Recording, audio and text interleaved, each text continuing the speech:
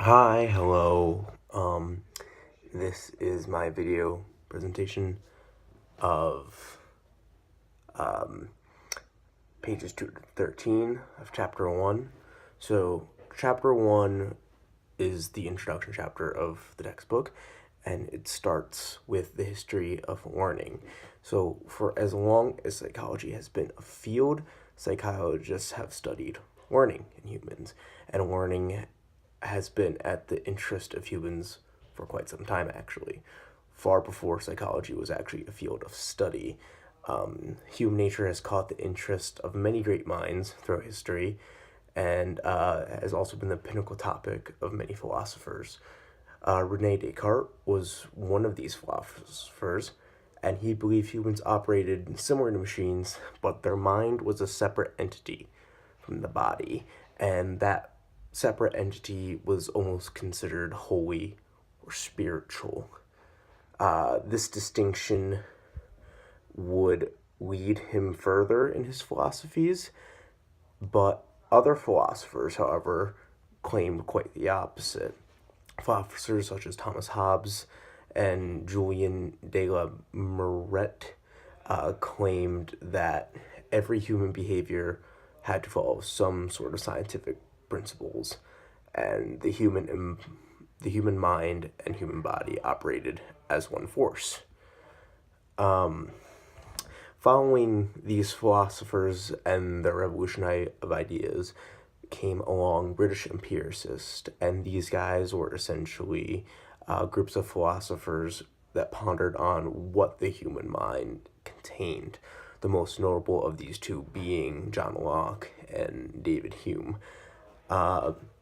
John Locke proposed the idea of tabula rasa, which means clean slate, and this idea stated that every human was born with a clean slate state, and who they would become would be defined by the experiences they have in life.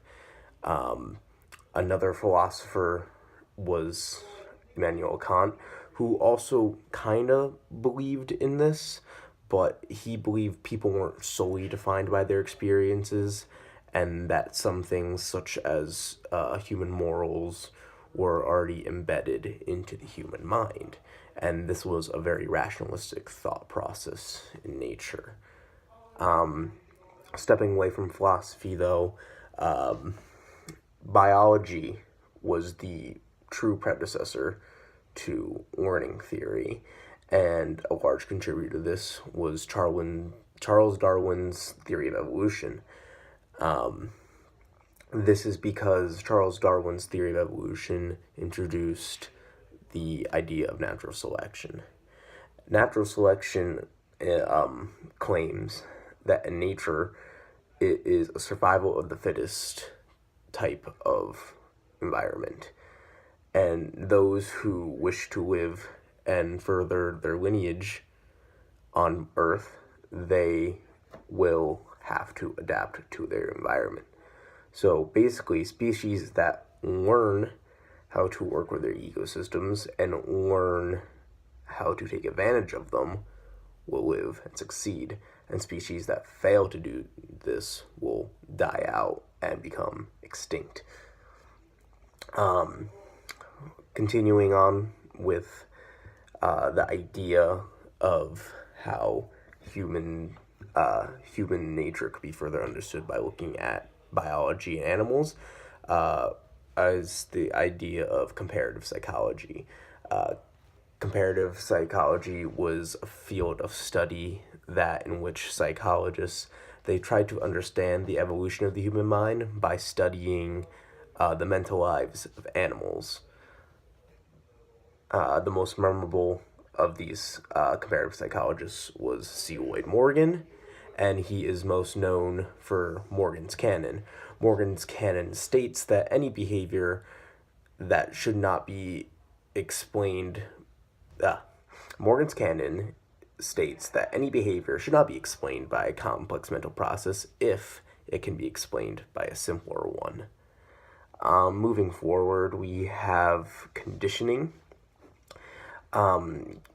Two notable scientists in this field Edward L. Thorndike. He created the puzzle box, and he studied how cats learned in said puzzle box. What a puzzle box was, it was a small contraption that the cat would be placed inside, and the cat would have to learn how to lift a latch to get out of the box and reach food placed outside of it. And Ivan Pavlov, everybody knows who he is. He is most famous for Pavlov dog, which is an experiment in which he conditioned a dog to salivate at the sound of a chime. But what is the significance of this experiment? Well, firstly, prior to this experiment, he proposed the law of effect, which watered down states that every stimulus should follow a response. And this was obviously showcased in his experiment with the dog, in which he conditioned the dog to salivate at the sound of a chime, in which the sound of a chime was the stimulus and the salivation was a response, even though it was conditioned to do so.